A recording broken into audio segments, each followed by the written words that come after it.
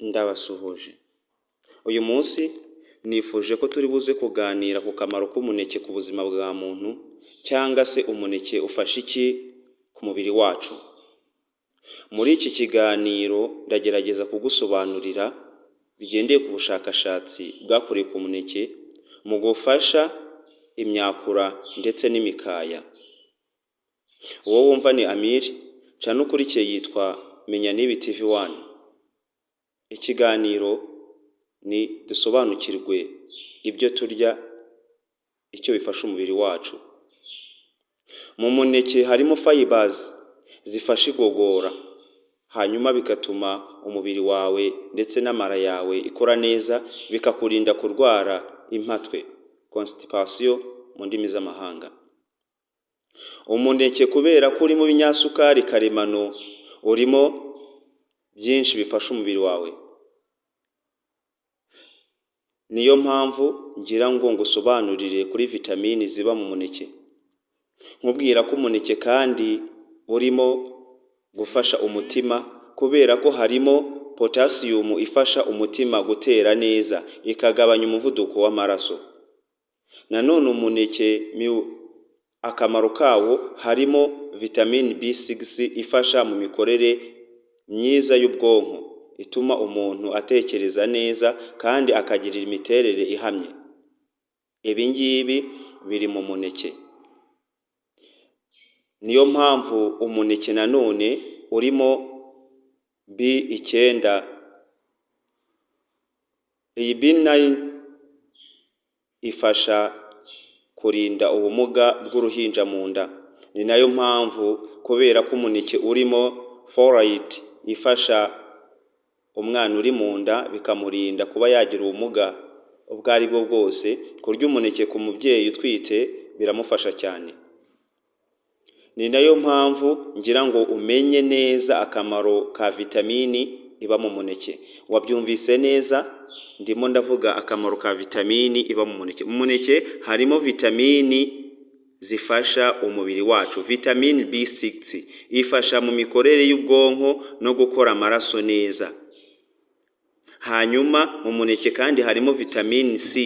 Iyi vitamine C irinda indwara ziterwa n'ubudahangarwa buke, ikanagabanya stress. Ni ukuvuga ngo umuneke urimo byinshi umuntu akeneye. Harimo vitamine A. Vitamine A ifasha amaraso, igafasha n'amaso kureba neza n'imikurire y'uturemangingo. Utu turemangingo nitwo dufasha umubiri n'ubundi. Akenshi tuvuga uturemangingo abantu bakumvamo nk'abasirikare bagize umubiri, bafasha abantu cyangwa se barinda kurwara indwara izo arizo zose. Iyi vitamine A irabafasha cyane. Nanone harimo vitamine B9 nk'uko nayivuze, folate. Iyi folate ni ingenzi cyane ku bagore batwite, ifasha urungano rw'imyibarukire ndetse n'imyakura y'umwana. Harimo vitamine B2 ifasha mu guhindura ibyo turya ingufu. Ni ukuvuga ngo iyo turiye ibiryo, harimo ko umuntu agomba kuba ibiryo urya harimo vitamine B2. Iyi ngiyi vitamini niyo ifasha kugira ngo bya bindi wariye bicagure, havemo ibigirira umubiri akamaro, ibindi bisohoke. Ni nayo mpamvu rero kurya umuneke bifasha cyane, nk'uko twabonye ko unafasha igogora. Ni nayo mpamvu rero mu by'ukuri umuneke ufasha igifu. Niyo mpamvu B2 iba mu muneke, mu by'ukuri ifasha ibyo turya kugira ngo intungamubiri zirimo zikoreshwe neza n'umubiri kandi zitugirire akamaro.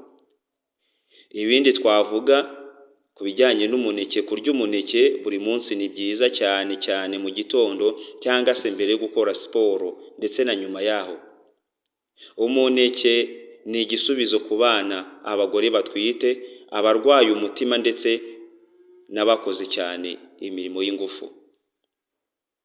Ibi byose bigendeye ku bushakashatsi bwakorewe ku muneke.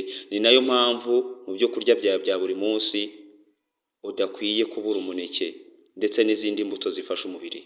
Uwo wumvaga ni Amiri, ikiganiro cyari kugira ngo dusobanukirwe ibyo turya icyo bifasha umubiri wacu. Niba wukunze ikiganiro, kora share, comment ndetse unakore sabone kugira ngo ujye ubona ibiganiro byacu. Ushobora no kutwandikira kuri 0784878212 ukaduha igitekerezo, cyangwa se niba ari byo nawe wifuza ko twagusobanura, niba ari n'ikiganiro wakwifuza ko twakora ku byo urya, ibyo ukeneye kumenya, intungamubiri zibigize, twagufasha. Nakagaruka, bye bye.